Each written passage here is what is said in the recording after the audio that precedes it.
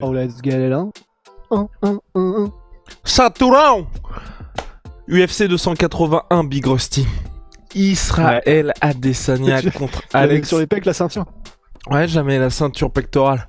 Israël Adesanya contre Alex Pereira pour le titre UFC. Oui, Israël Adesanya est en danger pour la première fois depuis un petit moment. En tout cas, il y a une petite hype, un petit parfum de peut-être changement à New York Madison Square Garden. On va voir avec Big Rusty pourquoi Alex Pereira, le countdown de l'UFC est sorti, et peut-être l'homme qui va faire chuter Adesanya, et surtout, le parfait adversaire pour Israël Adesanya, le Nemesis d'Israël Adesanya, cette espèce de Joker, un peu pour Batman, Lex Luthor pour Superman. Allez, générique Big Rusty. Soit.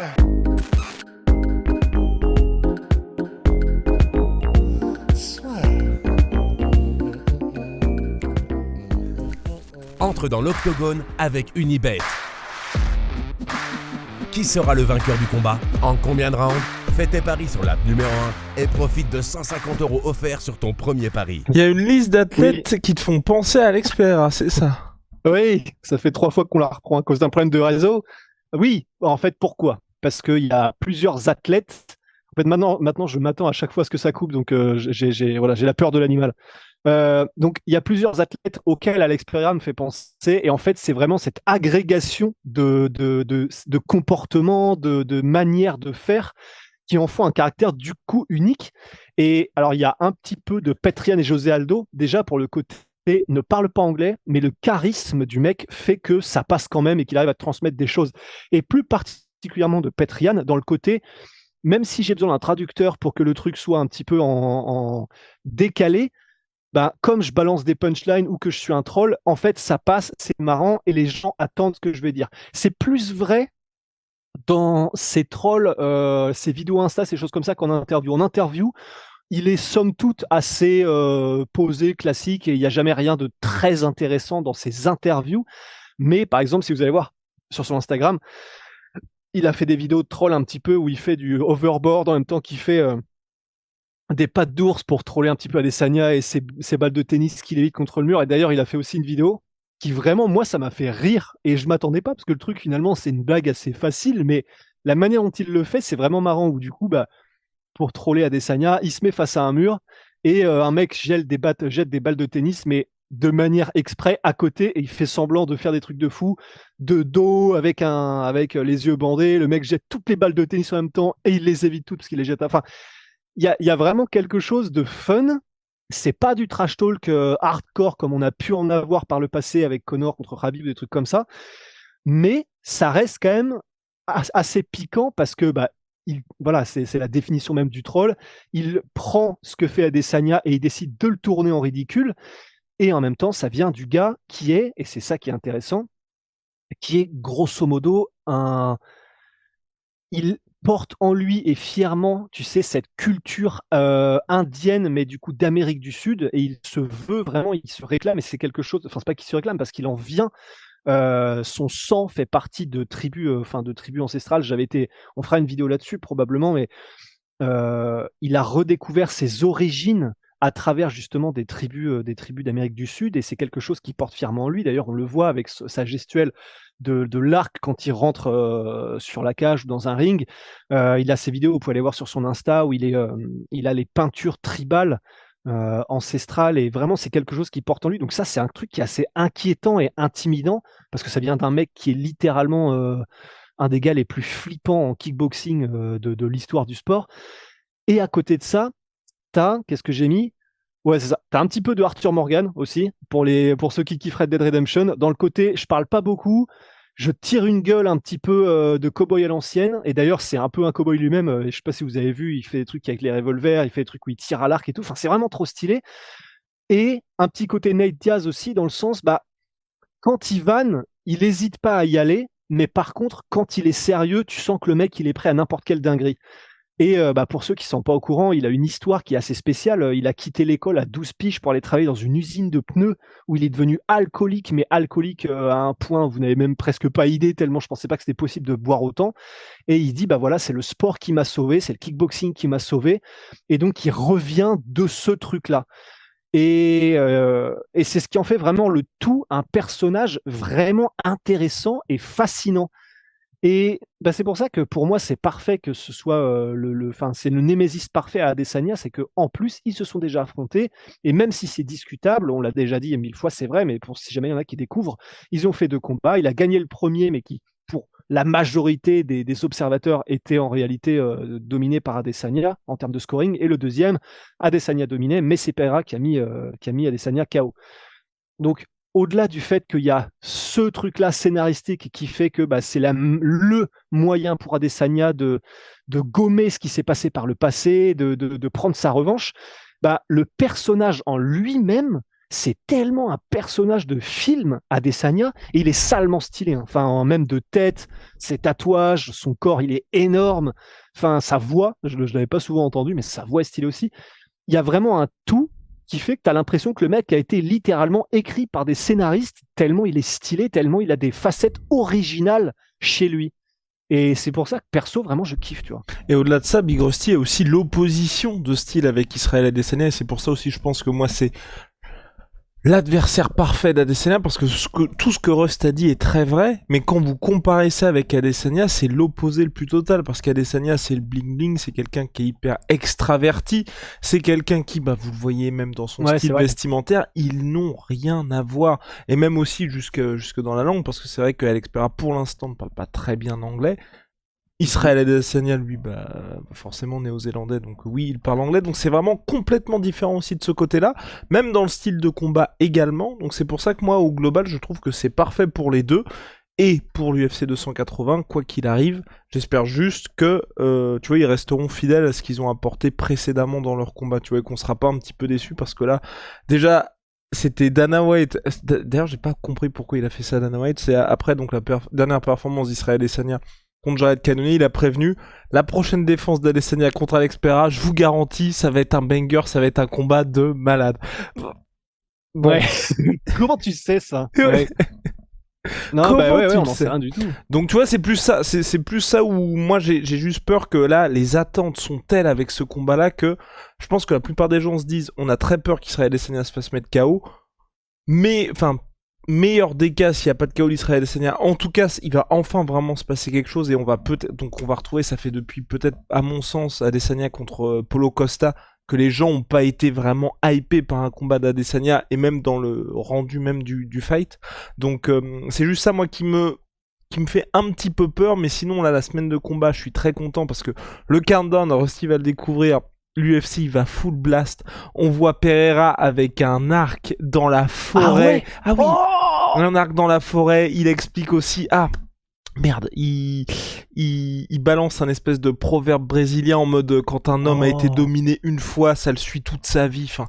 Ah non. C'est incroyable tout ça en portugais. Enfin vraiment. En fait ça cristallise tout ce que Rust a dit, et justement l'UFC, vous le savez, c'est pour ça que ce sont les meilleurs, c'est parce que ce sont les meilleurs en storytelling pour raconter des histoires, et ils jouent vraiment là-dessus, sur l'opposition de style entre les deux, et vous voyez Pereira pareil, enfin honnêtement, tu sais, tu le vois, il est là, c'est juste, le seul truc que j'ai trouvé dommage, c'est que, donc il est torse-poil dans la forêt avec son arc, donc pareil, c'est pas les arcs de compétition, c'est un arc assez rudimentaire, mais je n'ai pas compris, le mec a les chaussures Reebok ou Under Armour et le short UFC. C'est juste ça qui est dommage. Parce que j'aurais été à leur place, j'y serais vraiment allé full blast, tu vois. Parce que pour le coup, tout le reste, on est vraiment dedans en mode, ça y est, t'as le prédateur qui est là. Et en plus, à la fin, tu vois, quand il tire sa flèche, justement, tu vois pas du tout où elle va sa flèche. C'est en mode tac. Et là, oh là là, petite figure. Ouais, non, ils sont forts. Ils sont très forts. Donc bref, non, pour le coup, moi j'ai vraiment hâte. J'ai vraiment hâte aussi d'être à la semaine de combat. Parce que même Israël Adesanya, et c'est là que moi je suis très content et que les deux, j'ai l'impression que ça a l'air sincère en tout cas cette rivalité. Parce qu'Adesanya a quand même dit, entre la ceinture et Alex Pereira, ce qui est important pour moi c'est Alex Pereira. Le mec est champion. Généralement, c'est les challengers qui vont balancer des trucs comme ça. Quand t'es champion, exactement. Quand tu sais que tout ce que ça t'apporte d'être champion, que t'es Israël Adesanya, que t'es mineur en train d'écrire un petit peu l'histoire de la catégorie, invaincu dans la catégorie middleweight en carrière, ça veut quand même dire beaucoup de choses. Et surtout, c'est un combat, on ne le dira jamais assez, je ne le dirai jamais assez, qu'Israël Adesanya voulait. Bah oui, absolument. Bah c'est parce que c'est c'est une rivalité malgré lui pour Adesanya parce qu'il aimerait bien ne pas avoir dans son sillage un gars comme Pereira qui lui revient à chaque fois. Mais bah voilà, ça reste et ça reste à ce jour le seul à l'avoir mis KO. Donc même si c'est pas une, enfin, oui, si c'est un début de rivalité, mais c'est simplement que voilà en MMA on a l'impression que c'est un monde différent. Donc elle se transporte pas de la même manière et puis surtout il a perdu officiellement les deux combats. Donc théoriquement c'est pas une rivalité. Mais, euh, mais ouais, effectivement, c'est quelque chose qui est cher au cœur d'Adesanya. Et puis effectivement, tu l'as dit et tu l'as résumé, en fait, surtout ce qui est très original, c'est est-ce que Adesanya va être impacté psychologiquement par le fait d'avoir été mis KO par ce gars-là, quoi. Est-ce qu'il aura à cœur de prouver justement et en compétiteur qu'il est, parce que pour être champion UFC et du standing d'Adesanya, c'est au-delà d'un compétiteur. Enfin, c'est presque de la folie, quoi. Et du coup, un gars comme ça, il a probablement surtout à cœur de vouloir effacer tout ça et de bien fermer les caquettes de tout le monde. Mais est-ce qu'il va pas y avoir une Dustin contre Conor avant d'entrer dans la cage où le mec a un énorme doute en fait. Donc, mais d'un autre côté, et si on suit le truc avec Dustin, Dustin a eu le doute, mais il a fini par gagner. Donc, Après, l'avantage tout est d'Adesanya, intéressant. l'avantage, pardon, bien aussi pour Adesanya, c'est qu'il n'y a pas vraiment de pression parce que quoi qu'il se passe après l'UFC 281, même si ça se passe mal pour lui, il aura toujours perdu tous les combats contre Pereira et Pereira sera toujours le seul mec à l'avoir mis KO. Donc ça ne va pas, donc ça ne va pas changer finalement. Ouais, c'est une manière étrange de voir les choses, mais ouais. Bah, et puis, est-ce qu'il y a ouais, ça dépend comment va le combat, mais si jamais il perd le combat rematch, du coup, j'imagine. Ouais. Ah ouais, je ne sais Tout pas dépend du ça. combat, en fait. Tout dépend Parce que du si, combat. Ouais. imagine, il se fait goinfrer en un round, c'est compliqué. Ouais. Il faudrait que ce soit une guerre, quoi. Alors, Alors, ce il a serait compliqué. annoncé, Hein. Vas-y. Adesanya, mais bon, c'est toujours pareil, hein, il y a de l'esbrouf toujours, mais a annoncé qu'il voulait, en tant que game plan, mettre une pression que Pereira ne pourra pas suivre. On va voir. Mais ouais, il faudrait que ce soit une guerre si on veut qu'il y ait un rematch, parce que généralement, c'est quand même comme ça que ça va. Mais J'attends ouais, de voir, mais en tout cas, moi, ce qui m'intéresse aussi avec ce combat, c'est tout ce qui va suivre. Parce que Pereira, là, les gens, et je suis assez surpris, tu vois, que les gens n'en parlent pas, mais le CV qu'il a en kickboxing, double champion, quand tu compares, tu vois, à Israël Adesanya, qui est arrivé rapidement à l'UFC, qui a rapidement monté, Pereira, il fait tout pour l'instant. Si vous suivez les trajectoires, il fait tout ce qu'a fait Adesanya dans un style complètement différent, mais c'est la même chose, en un peu mieux à chaque fois. Et pour l'instant, non mais et vraiment, et pour l'instant, ouais, c'est vrai, je et l'avais pas les vu comme gens ça, n'en ouais. parlent pas parce que le mec double champion du Glory, il arrive à l'UFC, title shot en 3 combats, et tout ça, t'as l'impression que ça se fait auquel, enfin, les gens en parlent beaucoup, mais il y a pas ce même, enfin, j'ai pas l'impression qu'il y ait cette même attente des gens que lorsqu'Adesanya est arrivé, on était vraiment en mode, bah là clairement, il y a le futur de l'organisation qui est en train de se faire. Bah, c'est vrai, mais je pense qu'il y a deux choses qui l'expliquent. Le premier, c'est peut-être un peu l'âge, dans le sens Adesanya, même si il est relativement jeune encore, bah, là maintenant il est champion et ça fait longtemps qu'il l'est et il a toujours quelque chose comme, il me semble, 33 ans ou un truc comme ça. Tac, tac, tac, tac, Ouais, tac, tac, tac, tac, 33 tac, ans. tac, tac, tac. 33 ans. Bon, Alex Pereira, il arrive là à l'UFC et il en a 35. Et il en a bientôt dans 6 mois. Mais voilà, bien, il arrive sur ses 36. Donc je pense que dans notre cerveau inconsciemment, immédiatement, on se dit, bon, bah profitons des quelques combats parce que c'est bientôt déjà la fin. Tandis qu'Adesanya, il est arrivé, du coup, il va avoir 27, 28, peut-être à l'UFC ou en tout cas en MMA, cet âge-là environ. Et là, tu te dis, il y a le prodige, il y a le côté, on va assister dans les années qui viennent à une hégémonie. Pereira, on se dit plutôt, c'est un one shot dans le sens, voilà, il a plus beaucoup de combats probablement. Donc il y a ce côté-là. Et puis il y a le côté aussi, bah, je pense que ça a beaucoup aidé Adesanya à grimper extrêmement vite, d'avoir tout ce côté anglais, trash talk, enfin parle anglais, trash talk, et n'hésite pas à trash talker et même à faire l'extra step. Enfin, je me souviens toujours de ces vannes qu'il avait fait à l'occasion de, je crois que c'était contre Whittaker la première fois, un truc comme ça, où lui-même avait avoué après les conférences de presse qu'il forçait les vannes pour essayer de vendre le combat et ça se sentait mais tellement. C'était les vannes sur le 11 septembre ou je sais plus trop quoi et tu sentais qu'il forçait à Contre mort Yoel Romero, pour contre Adesanya. Romero, voilà. Mais bon, il force, parfois on se gaufre quand on tente des vannes, quand on tente des trucs, mais bah, n'empêche qu'au bout du compte, la somme totale, c'est quand même du positif et c'est quand même un gars qui a aussi réussi à se vendre par le style qu'il a, par ouais, voilà, le bagou, par les vannes, par la manière de trash talker, etc. Et ça, bah, même si moi ça me désole hein, et ça me fait chier, mais un mec qui est très très nature comme Pereira, très très tradition, tribus ancestrales et choses comme ça, bah, je pense que ça parle à moins de gens quand même dans les civilisations occidentales, enfin les States, l'Europe, etc. Ça parle peut-être un petit peu moins et du coup ça vend peut-être un petit peu moins qu'un gars comme Conor, Floyd Mayweather ou Adesanya qui est un peu plus dans la nouvelle Lamborghini, les bijoux, etc.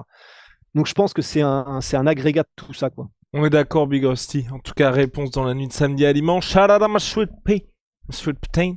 Moins 38% sur tous mes protéines avec le code la sueur. See ya.